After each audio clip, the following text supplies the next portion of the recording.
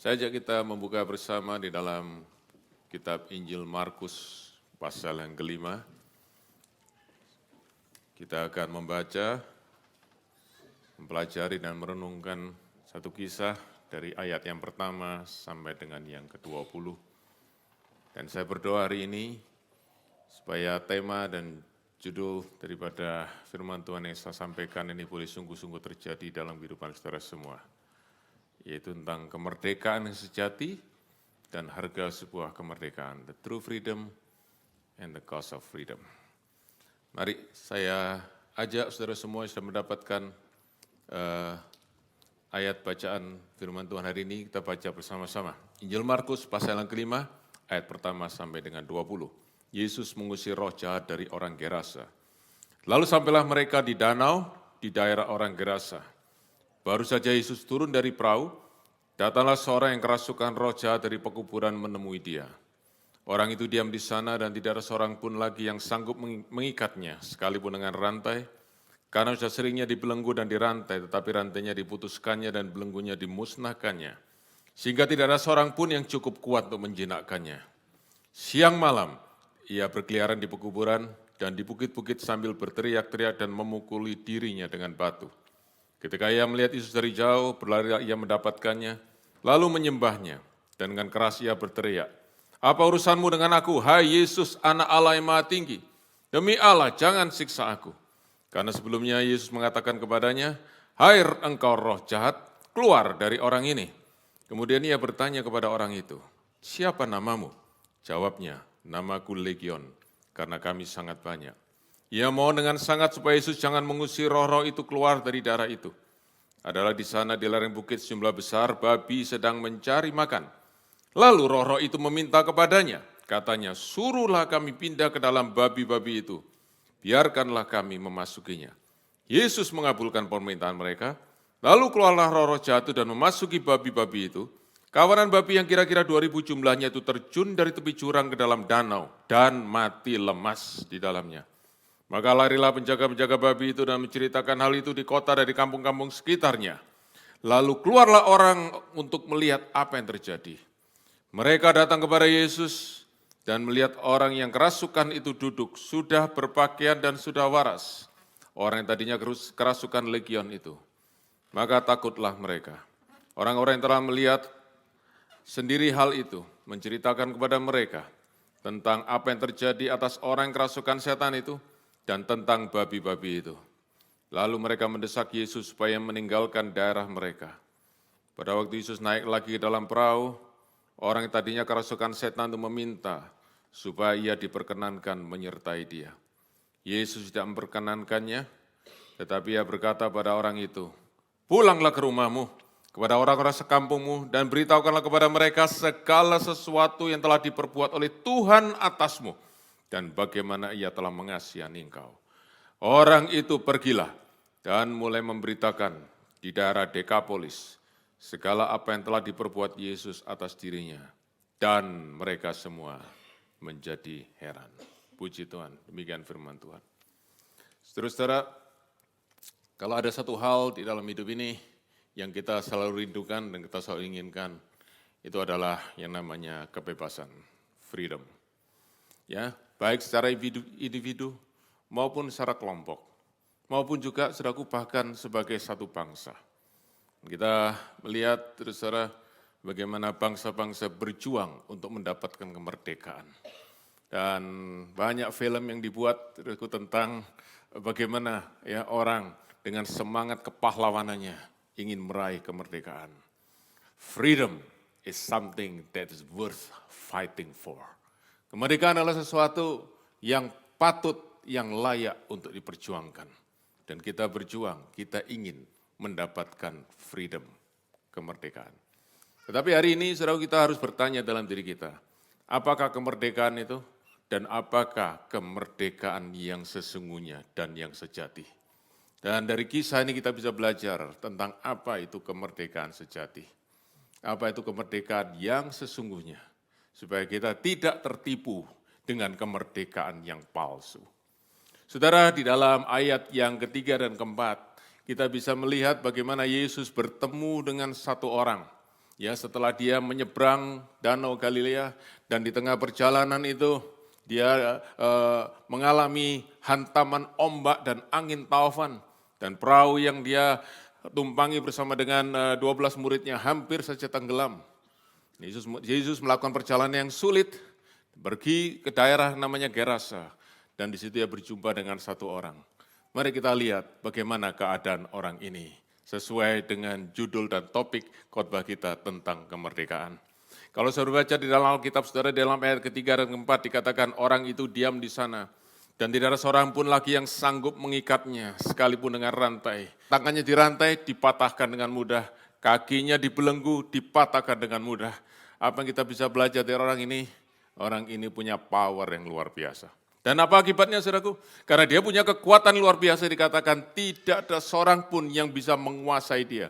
Tidak ada seorang pun bisa menjinakkan dia. Tidak ada seorang pun bisa menundukkan dia. Tidak ada seorang pun yang bisa mengatur, mengontrol, dan menyuruh dia melakukan sesuatu atau melarang dia melakukan sesuatu. Orang ini bisa kita katakan memiliki full freedom. But does he really have a freedom? Kalau saudara membaca dalam ayat kedua, yaitu dikatakan orang itu kerasukan roh jahat.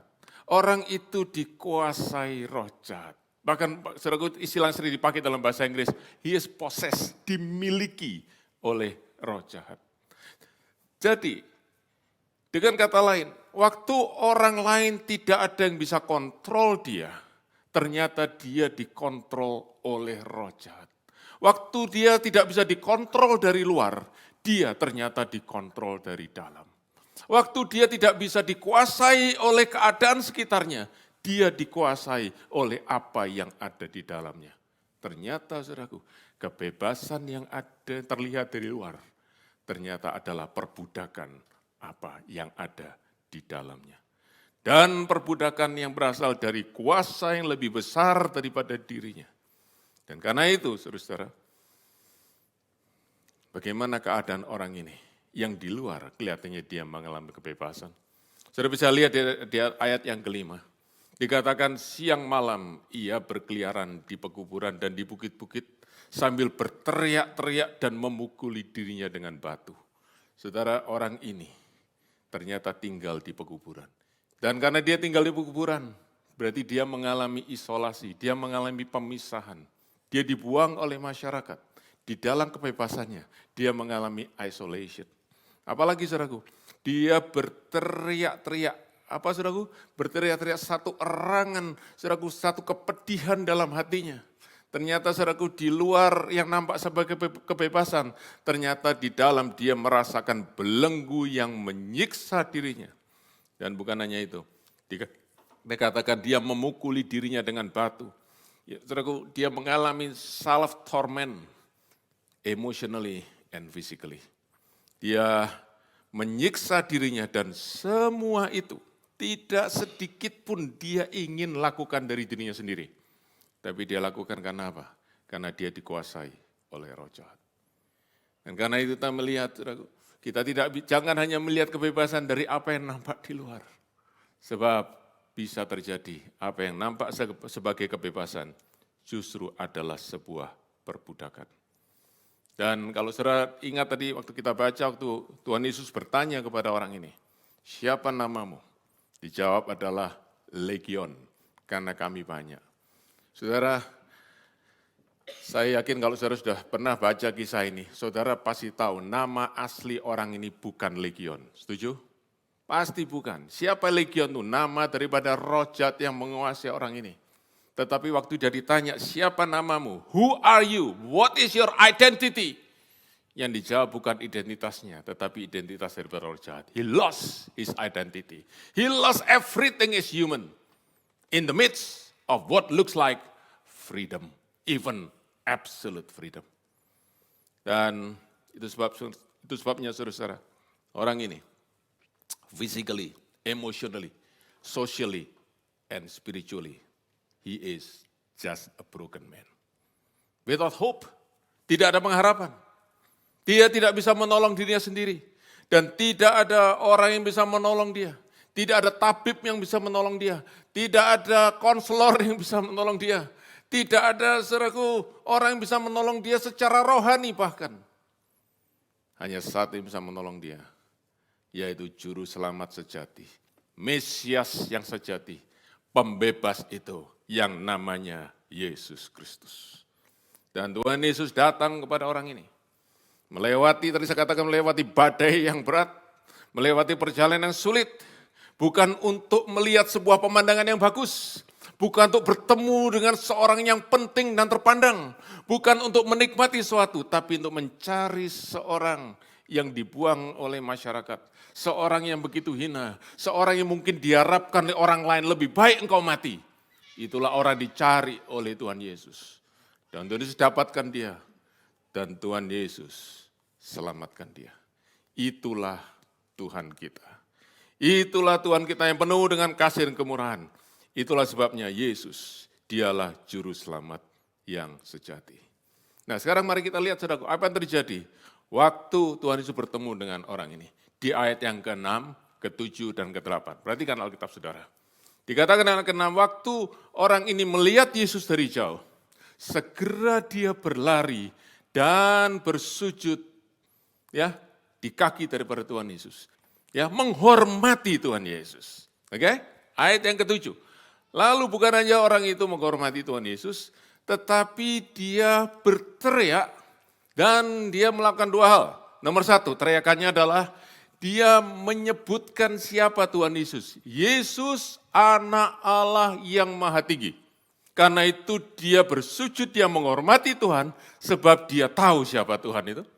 Siapa yang dihadapi saat itu. Dan yang kedua adalah dia memohon. Ya saudaraku, memohon berarti dia bicara kepada seorang yang dia tahu lebih berotoritas, lebih tinggi, lebih kuat, lebih powerful daripada dia. Jangan siksa aku. Saudaraku, bagaimana orang ini bisa melakukan ayat 6 dan ayat 7? Dikatakan, saudaraku, Markus mencatat alasannya ada di ayat ke-8. Sebab waktu dari jauh Tuhan Yesus melihat orang ini, dari jauh itu dia sudah berkata, hai roh jahat, keluar daripada orang ini. Tuhan Yesus langsung mengusir roh jahat daripada orang ini. Dan Tuhan Yesus mengusir roh jahat itu hanya dengan perkataan. Tidak pakai ritual, saudaraku, tidak pakai nyanyi dulu, ya, dan lain sebagainya. Ya, tidak lakukan sesuatu, langkah-langkah lebih dulu. Langsung bicara, roh jahat keluar, dan langsung, saudaraku, roh jahat itu membawa orang itu lari dan bersujud di kaki Tuhan Yesus. Nah, di sini kita tahu. Ayat 6 dan 7 itu dilakukan oleh orang yang kerasukan setan ini, tetapi roh jahat yang membuat dia melakukan hal itu. Berarti saudaraku, yang bersujud di kaki Tuhan Yesus adalah roh jahat.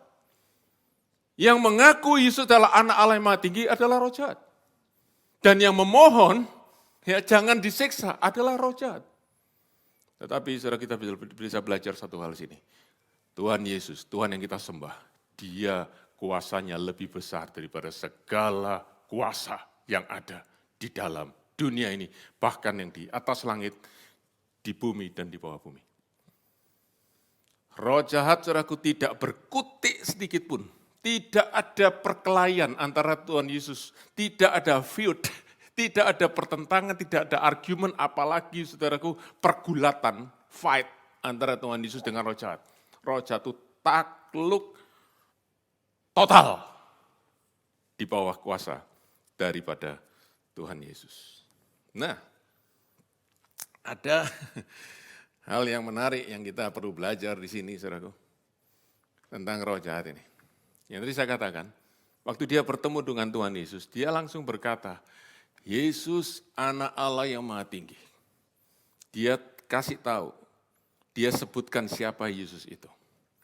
Saudara-saudara, Injil Markus pasal yang ke-5, itu adalah kisah dari perjalanan pelayanan Tuhan Yesus sudah sekian lama. Ya, kalau saya membaca mulai pasal 1 Injil Markus, Tuhan Yesus sudah melayani. Dia melakukan banyak mujizat, dia melayani, sudah memberitakan Injil kemana-mana. Ya, banyak orang sudah mengenal siapa Tuhan. Tapi siapa, saudaraku, bagaimana orang mengenal Yesus? Mereka mengenal Yesus sebagai rabi, guru. Orang mengenal Yesus sebagai apa? Mungkin sebagai nabi. Orang mengenal Yesus sebagai apa? Miracle worker, orang yang melakukan mujizat. Tapi tidak ada seorang pun yang mengenal Yesus sebagai anak Allah yang maha tinggi. Bahkan kalau saudara membaca di dalam pasal 4, pasal sebelumnya, yang saya katakan tadi, waktu murid-murid saudaraku menyeberang danau Galilea bersama dengan Yesus menuju daerah Gerasa, mereka saudaraku mengalami angin ribut ombak yang besar.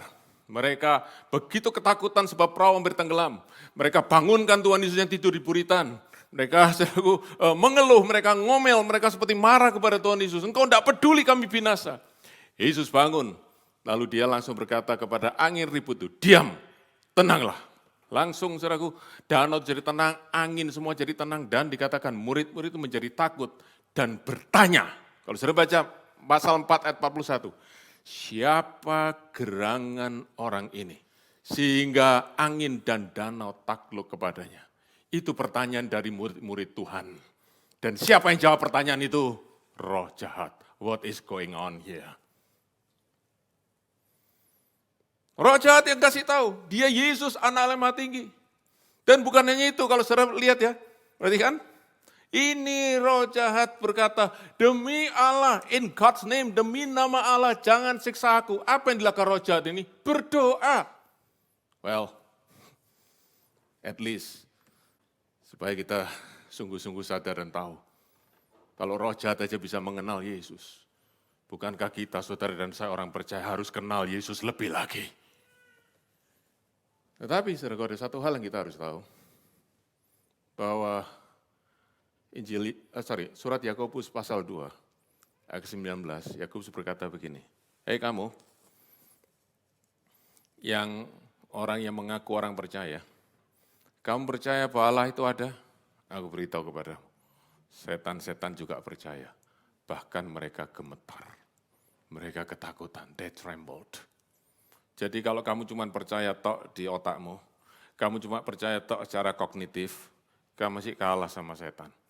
They don't just believe in God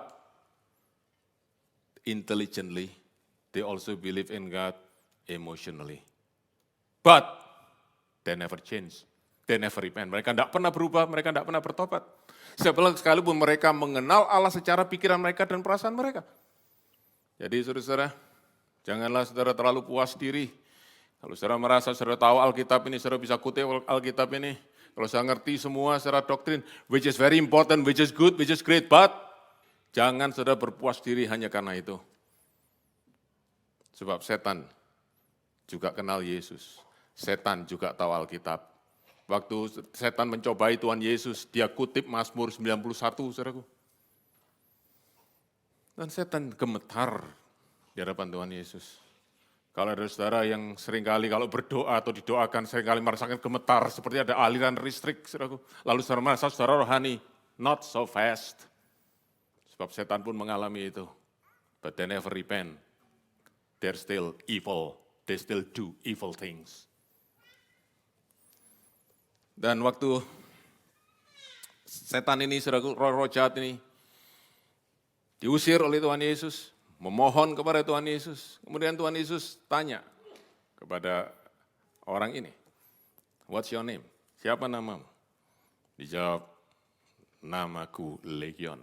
Kami ini banyak. Saudaraku, Legion itu satu istilah yang sangat spesifik. Ini bahasa Romawi, istilah dari Romawi. Karena Legion itu menunjukkan pasukan yang sangat besar jumlahnya, 6.000 orang kira-kira. Dan kalau bicara, saudaraku, pasukan Romawi hari itu tidak ada pasukan lebih kuat daripada pasukan Romawi. Dan Markus catat itu untuk memberi kepada saudara pesan bahwa tidak peduli apapun kuasa dalam dunia ini dan berapapun jumlahnya, tidak akan bisa mengalahkan kuasa dan otoritas daripada Tuhan kita Yesus Kristus. 6,000 power of demons are powerless against the power and authority of our Lord Jesus. Roh jahat itu kemudian memohon, pakai bahasa Inggris saya suka, saudaraku, bukan ask tapi beg, ngemis sama Tuhan. Perhatikan ya, ini roh jahat sampai ngemis-ngemis sama Tuhan. Kan itu saya ulangi sekali lagi, saudaraku. If demons know how to treat Jesus with honor, how much more you and I have to know to honor, respect, and worship Jesus. We have to know that. Minta supaya mereka jangan diusir dari daerah itu. Lalu apa saudaraku? Ayat yang ke-11. Katakan di daerah sekitar itu ada babi. Ada banyak babi lagi cari makan. Lalu roh jahatnya itu minta. Ya, boleh enggak kami masuk ke babi-babi itu?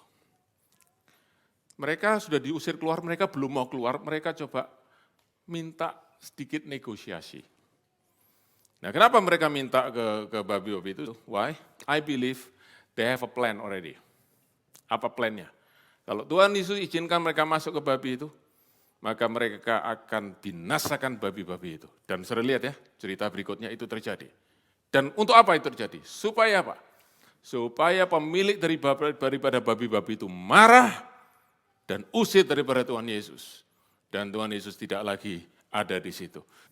Clever said? Oh yes. Tapi saudaraku, perhatikan. You can be smart, but you never outsmart our Lord Jesus. Dikatakan, maka Tuhan Yesus mengizinkan mereka, roh jahat itu, oke, kamu boleh ke sana. Dan benar saudaraku, roh jahat itu masuk dalam babi-babi itu dan apa? Seketika itu juga hampir 2.000 babi masuk ke dalam jurang mati lemas. Saudara, kalau kita membaca ini dan kita mencoba untuk sedikit lebih analitikal, kita harusnya akan bertanya, kenapa ya kok Tuhan Yesus izinkan roh jahat itu masuk dalam babi itu? Apa Tuhan Yesus tidak tahu rencana mereka? Of course, absolutely He knows what these demons plan to do. Tapi sampaikan 3 hal buat saudara semua. Tuhan Yesus izinkan roh jahat itu masuk dalam babi itu. Nomor 1, supaya orang bisa melihat bahwa roh jahat itu benar-benar sudah keluar dari orang satu ini dan pindah ke babi-babi itu. Berarti menunjukkan bahwa deliverance itu benar-benar terjadi. Pembebasan itu benar-benar terjadi. Freedom itu benar-benar diberikan oleh Tuhan Yesus kepada satu orang ini. Yang kedua, Tuhan Yesus mengizinkan roh jahat itu masuk dalam babi itu. Untuk menunjukkan apa? Menunjukkan betapa jahat dan destruktif the power of the demons. Supaya orang bisa melihat, see what happened to those pigs. Betapa jahat dan menghancurkan, destruktif, the power and the plan of the demons. Tapi ada yang ketiga. Tuhan Yesus izinkan roh jahat itu masuk dalam babi-babi itu dan babi-babi itu mati semua. Untuk menunjukkan bahwa harga satu jiwa manusia lebih daripada 2.000 ekor babi. Setelah tadi pagi, waktu saya menutup persiapan saya buka di Google dan saya cari berapa harga daripada roasted suckling pig di Melbourne. Dan saya mendapat harganya katanya sekitar $400-600 satu ekor babi panggang, tergantung size dan beratnya. Ngomong aja rata-rata ya, 400-600, rata-rata 500 ya. 500 kali 2.000, berapa saudaraku? $1 juta. $1 juta saudaraku, harga 1 jiwa. Tuhan Yesus berkata, 1 jiwa diselamatkan lebih berharga daripada $1 juta. Itulah Tuhan kita. What I want to say here, no one values human's life more than Jesus. Tidak ada orang yang lebih menghargai jiwa dan nilai harga daripada jiwa manusia. Selain daripada Tuhan, sebab Dia adalah pencipta dan juru selamat daripada kehidupan. Saudara, kira-kira hampir 9 tahun, 8 tahun, 9 tahun setelah peristiwa September 11, ya, saudara tahu yang kita masih ingat sampai hari ini, di mana Twin Tower di New York itu, saudaraku, dihancurkan oleh 2 pesawat yang ditumpangi oleh pembajak. Dan saudaraku, ribuan orang menderita, banyak yang mati. Maka pemerintah Amerika mengumpulkan dana untuk memberikan kompensasi kepada korban daripada peristiwa yang tragis itu. Ada sebagian korban yang masih hidup, tapi mereka mengalami cedera, mereka mengalami cacat, diberikan kompensasi. Tetapi banyak dari korban yang meninggal, maka keluarganya diberikan kompensasi. Ada satu orang yang ditugaskan untuk memimpin tim yang memberikan kompensasi itu, dia menghadapi a very daunting task. Satu tugas yang sangat berat. Dan kemudian dia menuangkan di dalam buku yang dituliskannya, yang berjudul What is Life Worth? Berapa sih nilai harga daripada satu nyawa manusia? Saudaraku, begitu sukar. Karena dia berkata, apakah aku harus memberikan kompensasi kepada seorang yang adalah banker, sama dengan seorang yang bertugas sebagai cleaning service? Dari mana aku menentukan nilai seorang? Apakah dari pekerjaannya? Atau dari aset yang dia miliki? Atau dari hal yang lain? It's a very complex, difficult task.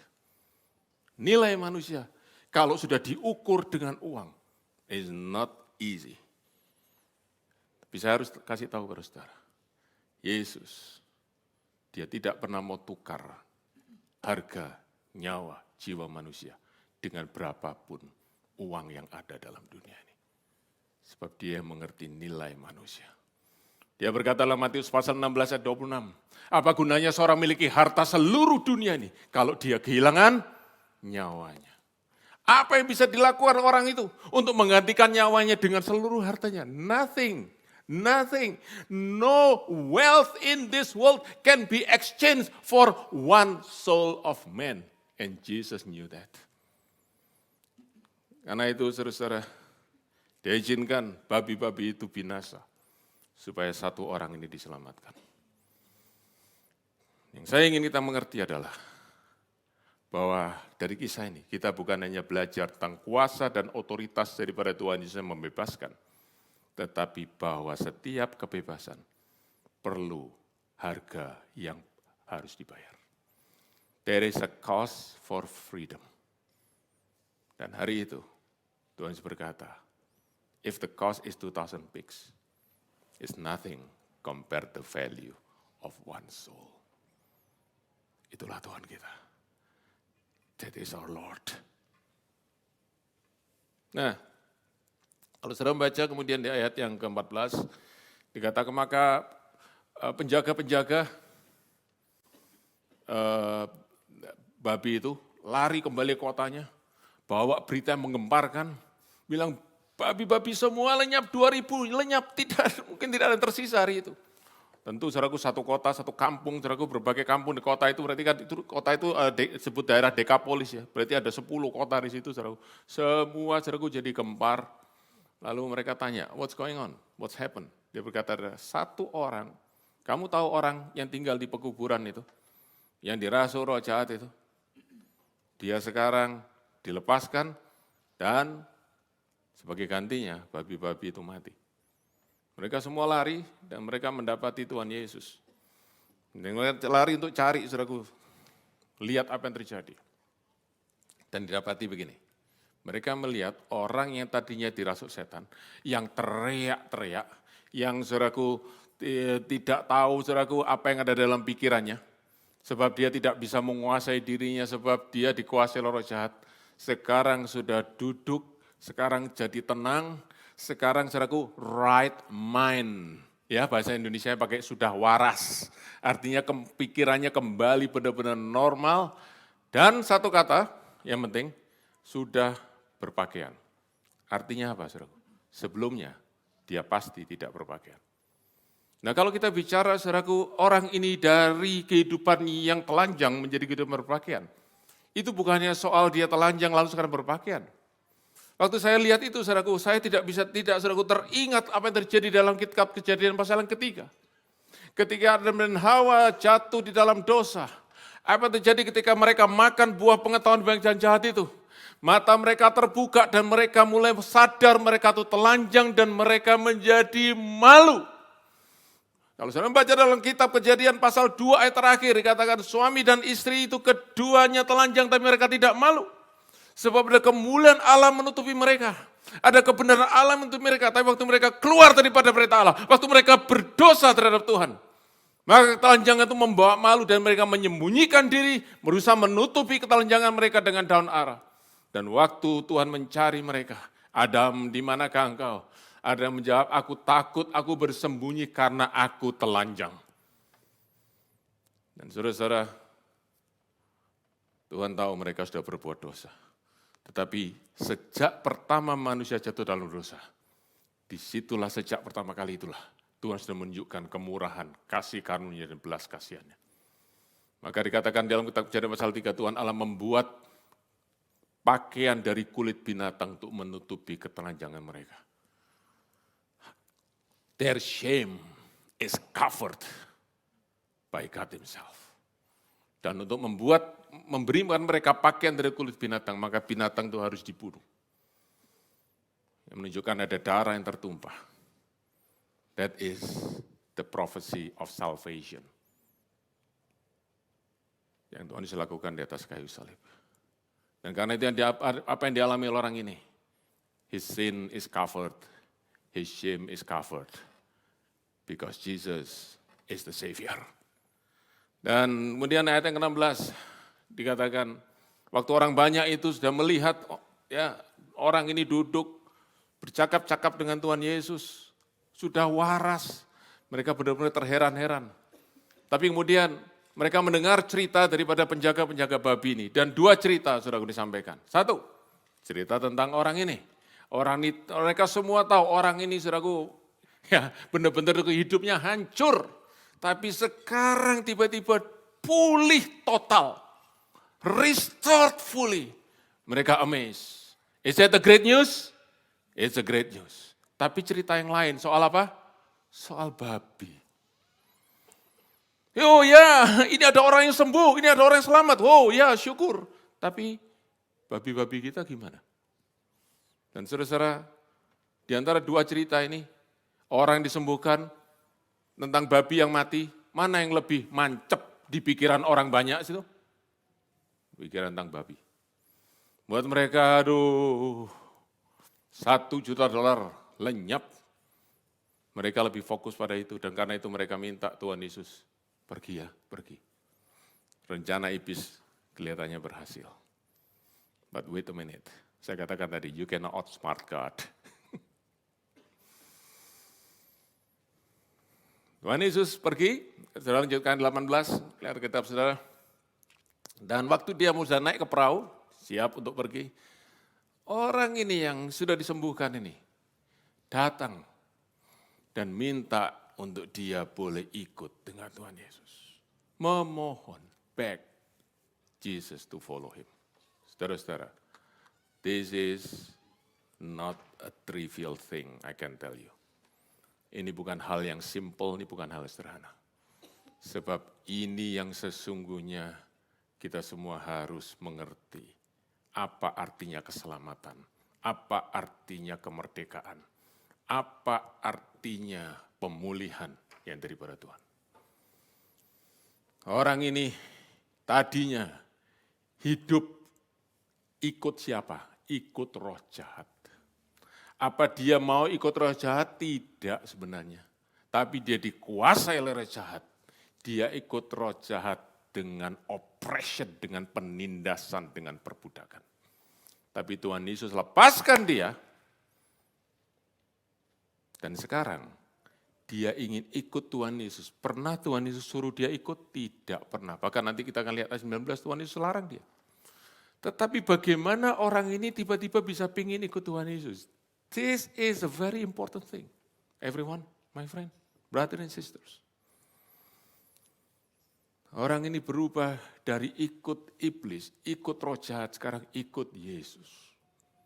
Itulah kemerdekaan yang sebenarnya.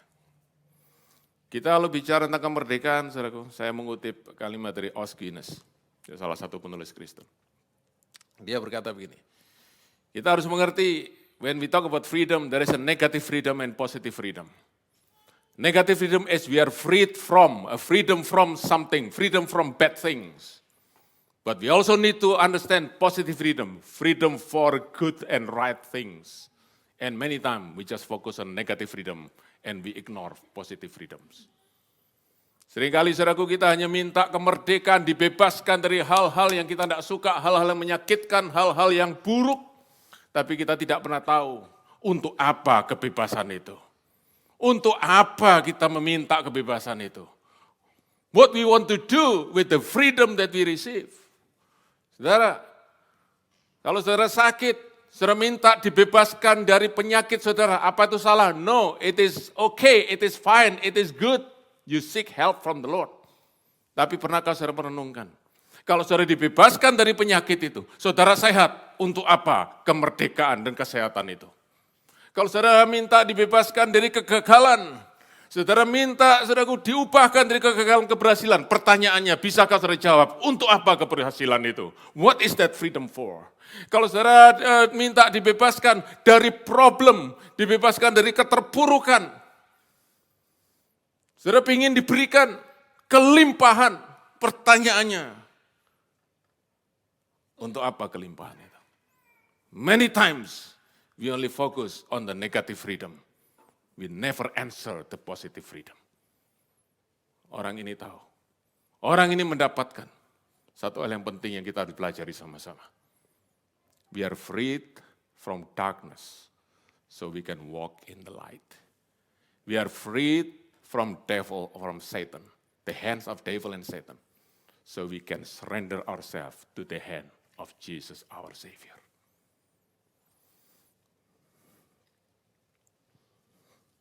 Tuhan Yesus berkata, kamu jangan ikut aku, tapi pulang ke kampungmu dan ceritakan satu hal saja. Apa yang Tuhan sudah lakukan dalam hidupmu. Ceritakan. Beritakan tentang pekerjaan Allah dalam hidupmu. Saudara-saudara,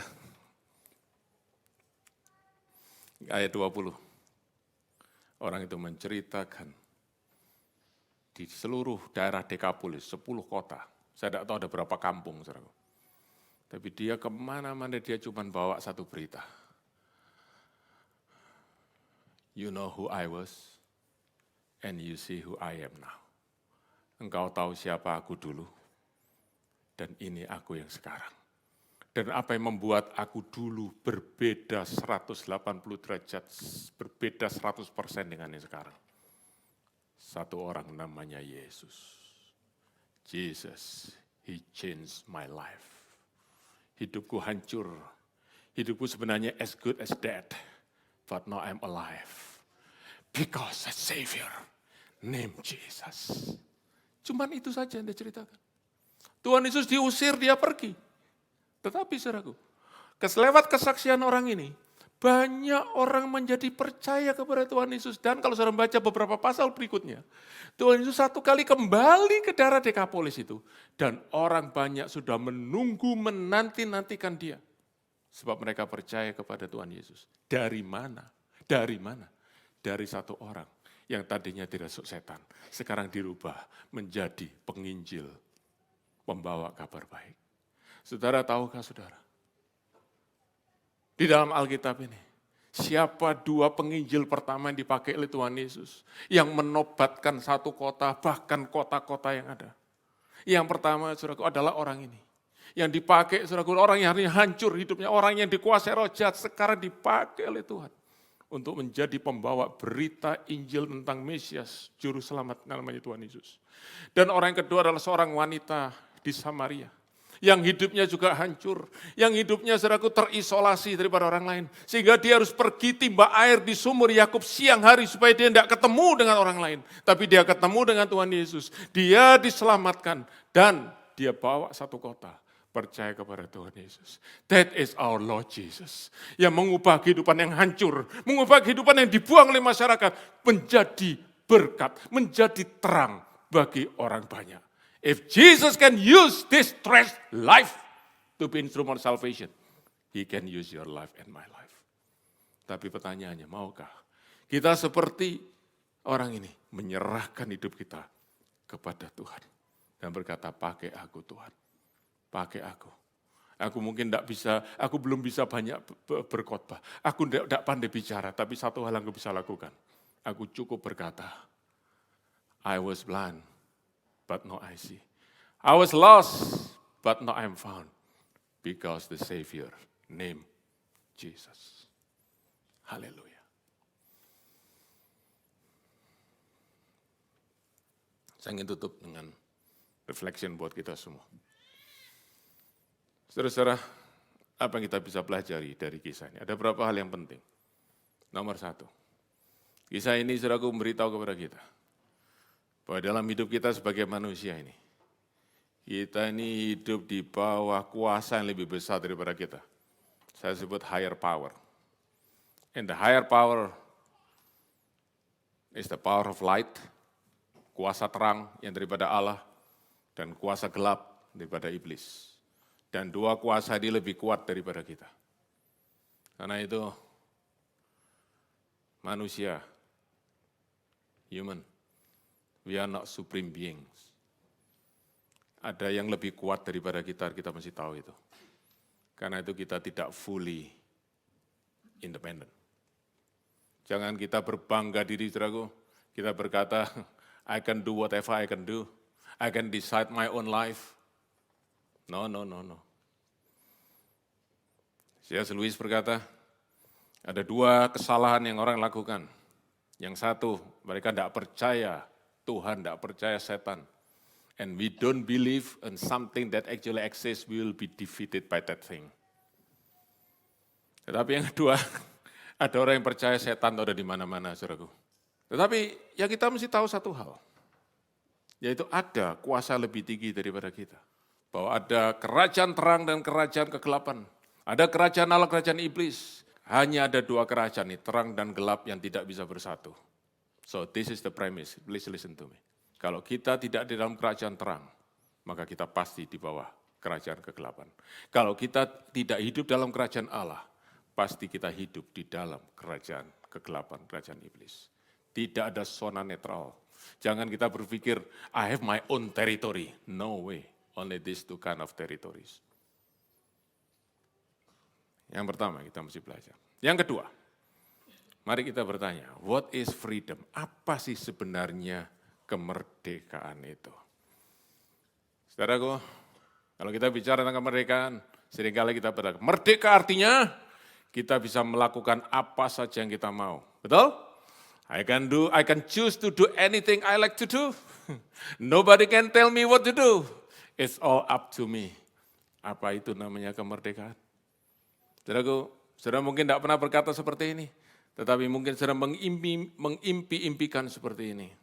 Saya beritahu kepada saudara-saudara, that is illusion. Itu sesuatu yang tidak pernah ada, it does not exist. Bahkan saudaraku, kita mesti belajar sungguh-sungguh bahwa seringkali apa yang kelihatan sebagai kemerdekaan di luar, itu adalah sesuatu yang menutupi perbudakan yang ada di dalam. What looks like a freedom on the outside, concealed, hide the slavery in the inside. Oke? Nah, saudara kalau saudara melihat kisah tentang orang yang dirasuki roh jahat ini, apakah saudara bisa melihat saudara dalam kisah ini? Dan kalau saudara melihat saudara dalam kisah ini, di mana letak kita, di mana posisi kita? Saudara, sulit sekali untuk kita bisa melihat diri kita ada di dalam posisi orang yang dirasuk roh jahat ini. Kita berkata, saya enggak dirasuk roh jahat kok. Saya tidak perlu dilayani kelepasan, saudaraku. Yes, many of you, ya, mungkin semua saudara berkata, saya orang baik-baik, tidak perlu dilayani kelepasan, saudaraku. Ya. Tapi begini, saudara ya. Kita harus berhati-hati karena kita berpikir we can control ourselves dan kita tidak sadar, saudaraku, bahwa kita ini sudah intoxicated with the evil power. Jangan pikir karena engkau kuat, engkau bisa menahan. Oh, everyone. Perhatikan apa yang Tuhan Yesus katakan. Setiap orang yang berbuat dosa, dia adalah hamba dosa. Kita mungkin berkata, I reject this categorically. Saya orang merdeka, saya bukan hamba siapapun. I can decide whatever I want to do. I'm the master of myself. Wait a minute. Kalau Tuhan Yesus berkata, I tell you the truth. He is serious with what he's saying. Saudara, mari kita renungkan sungguh-sungguh. Are we really free? Are you really free? Can we think about this? Saudara bisa sebutkan enggak 10 hal yang baik yang saudara harus lakukan dalam hidup ini? Bisa? Sebutin ya. Harus ngampuni, harus memberi, harus care, harus taat. Bisa sebutin ya? Lanjutin ya, 10 ya. Saudara bisa sebutin 10 hal yang saudara tidak boleh lakukan. Jangan yang berat-berat ya, yang enteng-enteng aja. Nggak boleh gosip, oke? Ya, nggak boleh menipu, nipu putih, nipu abu-abu. Saudaraku, oke? Nggak boleh curang, nggak boleh egois. Sebutin ya, 10 ya. Nah, let me ask you questions. 10 hal yang baik, 10 hal yang buruk. Saudara harus lakukan 10 hal yang baik, saudara tahu. Saudara tidak boleh lakukan 10 hal yang buruk. Berapa banyak saudara selalu melakukan 10 hal yang baik dan tidak pernah melakukan satu pun dari 10 hal yang buruk? Siapa? Atau kebalik, semua yang buruk saudara lakukan, yang baik satu pun saudara lakukan. Siapa? Mungkin lebih banyak yang begitu. Why? Why is that? Saudara mesti tahu. Karena seringkali kita melakukan dosa, itu bukan karena benar-benar kita mau. Tapi karena kita, kemauan kita, yang kita agung-agungkan namanya free will, is not really free. Dikuasai, diperbudak oleh dosa. Saudara-saudara, itu sebabnya. Dosa itu bukan hanya perbuatan. Dosa itu bukan hanya pikiran. Sin has power. And the power of sin enslaves us. Kuasa dosa memperbudak kita dan menghancurkan bahkan our willpower and self-control kita.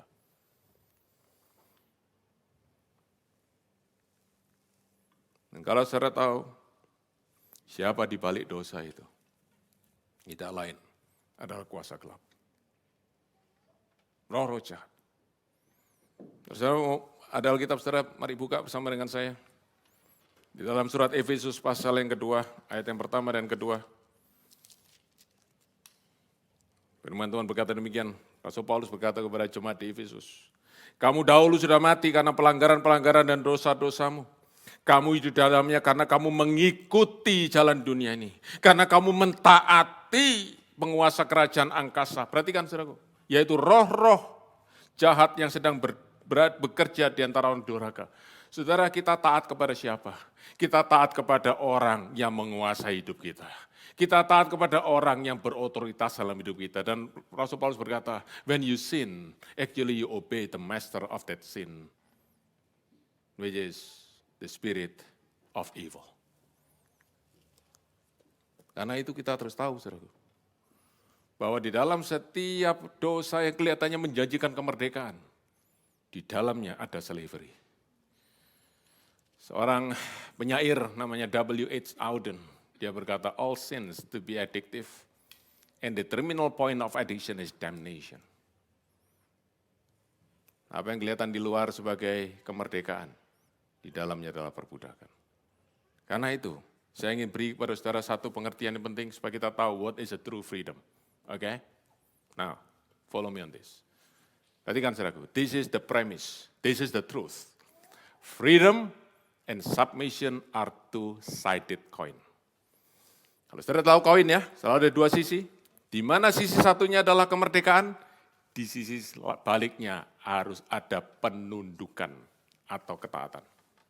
Mari kita baca. Apa yang Rasul Paulus katakan kepada jemaat di Roma, Roma pasal 6, ayat 20 sampai 21. Oke, kita baca ayat 20. Sebab waktu kamu hamba dosa, kamu bebas dari kebenaran. Oke, saudara mungkin berkata, saya bebas lakukan apa saja saya mau. Oke, yang menentukan benar salah itu saya sendiri. Fine, you can say that. But you need to know, you are the slave of sin. Waktu saudara melepaskan diri dari kebenaran, waktu saudara menolak kebenaran, waktu saudara menentang kebenaran, engkau pada yang sama sedang menghambakan diri kepada dosa. Dan lihat, setiap saudaraku dosa dan submission itu ada hasilnya. Lihat ayat 21. Dan buah apakah yang kamu petik daripadanya? Semuanya itu menyebabkan kamu merasa malu. Dan kesudahannya semua ialah kematian. Itu yang pertama. Oke, freedom to sin and slavery of sin, hasilnya adalah kematian. Rasul Paulus berkata, syukur itu dulu hidupmu yang dulu.